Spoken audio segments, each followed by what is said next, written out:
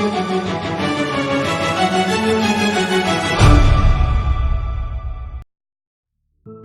just still remember during my initial days when I used to come as a folk student to ISKCON Bangalore temple. And during one such instant, I happened to notice something, quite different. Of course, besides those deities and prasadam, the temple structure, I happened to notice a few boys wearing a t-shirt, having a slogan written on it, "I lost my heart in Vrindavan." Since I was pretty new, and though I had some idea of Vrindavan, that Krishna appeared there, did some pastime, but someone writing in a t-shirt that I lost my heart, I felt like, oh really, is it so great? Because coming from a South Indian family, South Indian background, we also generally visit some holy places like Tirupati, Kanchipuram, and Kanyakumari, Tiruchendur, and all those places, Madurai. Yes, we have respect for it, but declaring that I lost my heart in Vrindavan, I felt like, was it really so great? Then of course, when I regularly started coming, visiting the temple, then I came to know what is this Vrindavan all about. I started to know how important it is. In fact, visiting Vrindavan is an integral part of a devotional service. And just like Rupa Goswami and many acharyas, I have written so many books glorifying this Vrindavan. And after hearing all these things, even I had a desire to go and visit this place. And I happened to visit that place in the year 2006 along with other folk boys. And as it is said, that to enter Vrindavan, you require special mercy of Srimati Radharani. And I was lucky enough to get that by the grace of my spiritual master Srila Prabhupada. And when I entered the train, then we got down into Vrindavan. As soon as I touched the soil of Vrindavan, I felt somewhat different. I felt it was completely different. The eagerness to know more about the Vrindavan increased. And as it is said in Mathura Mahatmya, that all the accumulated sin through innumerable birth can be destroyed in a second by staying in Vrindavan for one day.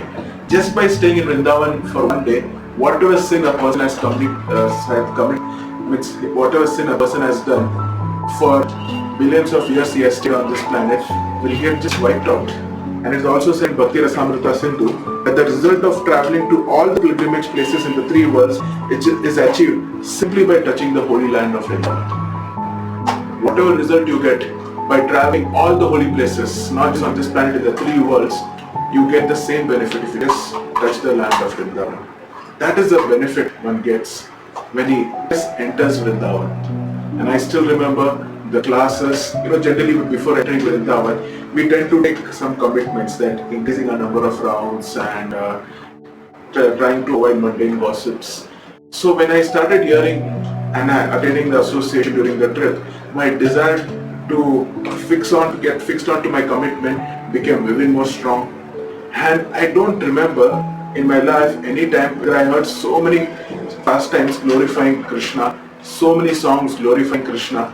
And day by day when I was hearing this, when I was in Vrindavan, that desire to become more and more serious in Krishna consciousness became very strong. Those wonderful temples of Goswamis, which you will be hearing about, past time which you will be hearing about it. Those deities, Madan Mohan deity, Banke Bihari deity, Radha deity, all these things became, I was still not able to forget it. And of course the Govardhan Hill, when we had to do a parikrama, which is around 22 kilometers, I was like, oh my God, will I really do it? But somehow, because of the Devotees Association, Kirtan, I just went through it. And finally, after reaching Radha Kund and Sham Kund, I was feeling somewhat special. I cannot describe it, but I was feeling somewhat really special. So many wonderful, the kind of yogic siddhis they have got, and he was not able to, get that satisfaction. He was looking for something. And then finally, he said when he entered Vrindavan, and seeing the place of Vrindavan, he felt like, yes, there is something here. Then he met Srila Prabhupada's disciples, and after spending some time with them, I think he spent around just 3-4 days, that person ended up becoming Atma Tattva Prabhu. So this is Vrindavan. People who are really searching for the truth, they finally find out here. And in fact, even I remember when I went to Govardhan Hill, so many places, I felt there is something different here. Vrindavan is a culture in itself. Just like when I happen to go to Barsana, it's a very special place where even I guarantee you when you come to that place, the Kirtans is completely different there. In Barsana, it's a place where Radharani stayed during the early part of youth. Though Srimati Radharani was born in Raval, near Gokul, and from there, she came to this place Barsana. And in Barsana, when she was there, so right now in that place they have built a wonderful temple. It's on the top of the hill. The hill is called as Brahmagiri. And it's very interesting that hill Brahmagiri is a manifestation of Lord Brahma. It is said in the Puranas that Lord Brahma, he had to do tapasya for 60,000 years. And after doing tapasya for 60,000 years, Krishna was pleased with him. And the reason for Lord Brahma to do such a big tapasya was he wanted to witness the transcendental pastime between Radha and Krishna. At the same time, he wanted to render some menial service to them. After Krishna came to know the desire of Lord Brahma, Krishna blessed him so that he be manifested in this Vrindavan as a Brahmagiri, where he can serve the Lord, where he can get the dust of the lotus feet of the divine couple Radha and Krishna. So this is about Vrindavan, where even Lord Brahma is very eager to come and render some service. And in few days, we'll be also going to that place. The place where even Brahma was eager, even great saints like Narad Muni, they were also very eager to go there. We are going to get that opportunity. And in fact, in between that Brahmagiri and two hills are there. There is a narrow passage. And as you would have seen in Little Krishna, that animation series, where Krishna, one place is there called Dhan Keri. Keri means game and Dhan means they'll do collection of tax. So Krishna, sometimes the gopis and Radharani used to pass through that narrow passage and Krishna and his coward boys used to demand some tax with him. And sometimes they used to break the pots and eat those yogurt, those butter which the gopis are carrying. And sometimes the gopis used to catch Krishna and the coward boys, tie them to a tree, used to slap them, and sometimes they used to dress up Krishna with ghagra, choli, and used to make him balance those heavy pots which the gopis were carrying. And when Krishna was performing that balancing act, the gopis used to throw stone on this pot so that Krishna gets completely drenched with this yogurt and butter. So these were some wonderful pastimes which happened in Barsana. So we were getting those opportunity to hear such a wonderful pastimes there.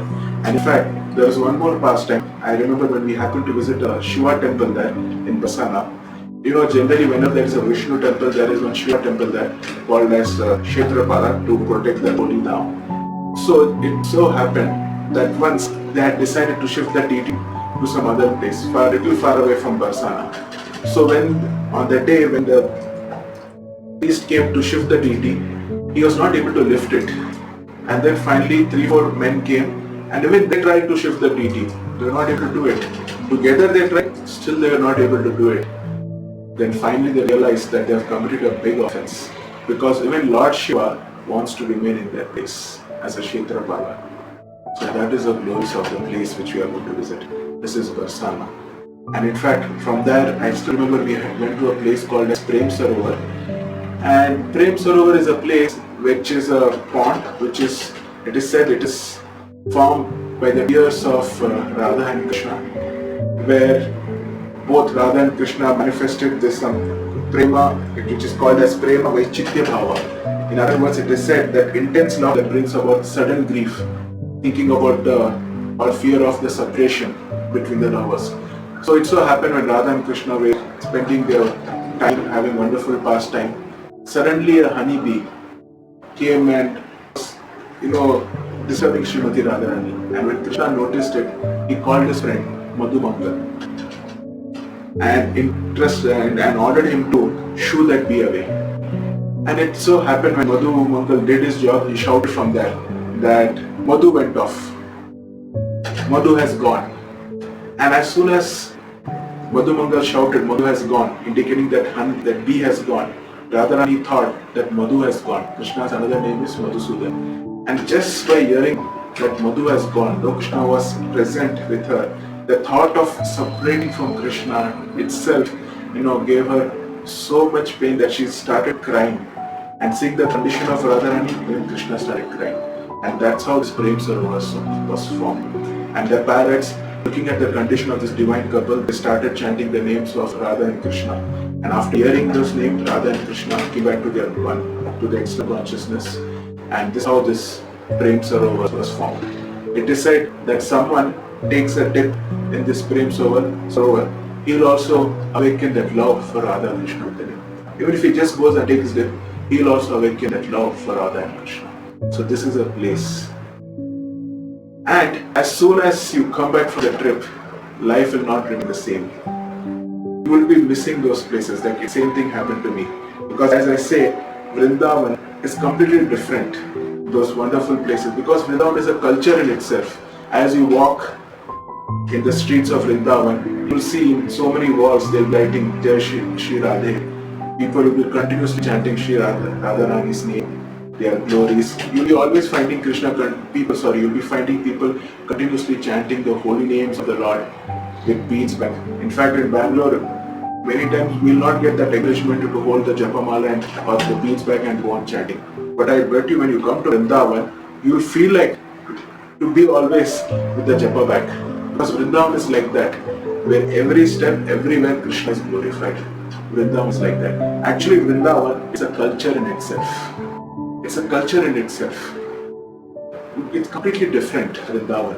You will not be able to find any place like Vrindavan. Because Vrindavan, I can say it's heaven in earth. Of course, the word heaven is quite small to compare Vrindavan with it. It's quite small, you cannot tell, but still, because it's completely different.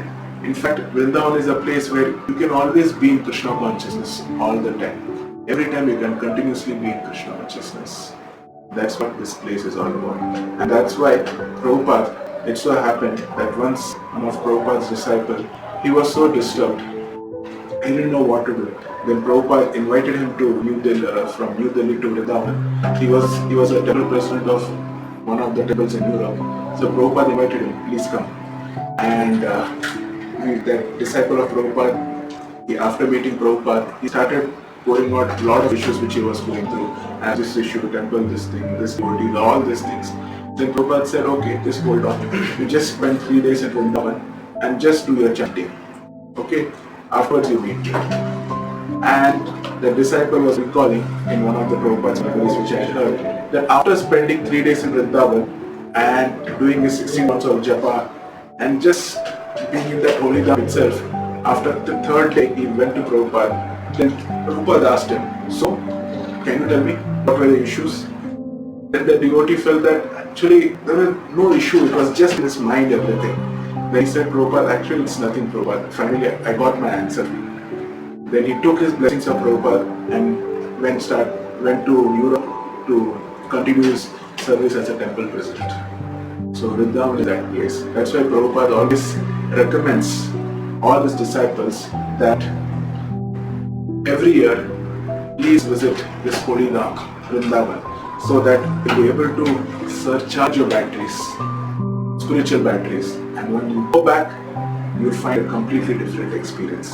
And I myself was able to see that the first time when I visited Vrindavan, the peacocks, the temples, the Govardhan Hill, Yamuna River, it was completely different from what I have seen, visited other holy places. It's completely different. That's why I say that the aim of life is to be in Vrindavan. And it is also said that there are so many isms, India, Hinduism, all these things. And the culture of Vrindavan, we can call it as Vrindavanism. So the permanent goal of life should be Vrindavanism. So I can say this tour will be definitely a turning point in your life. And just like even I was thinking, why are so many boys wearing a t-shirt like I lost my heart in Vrindavan? If not by wearing t-shirt, but after the trip, definitely you will not going to feel that you have lost your heart in Vrindavan. Okay? So with this, I'll end today's session. Hare Krishna.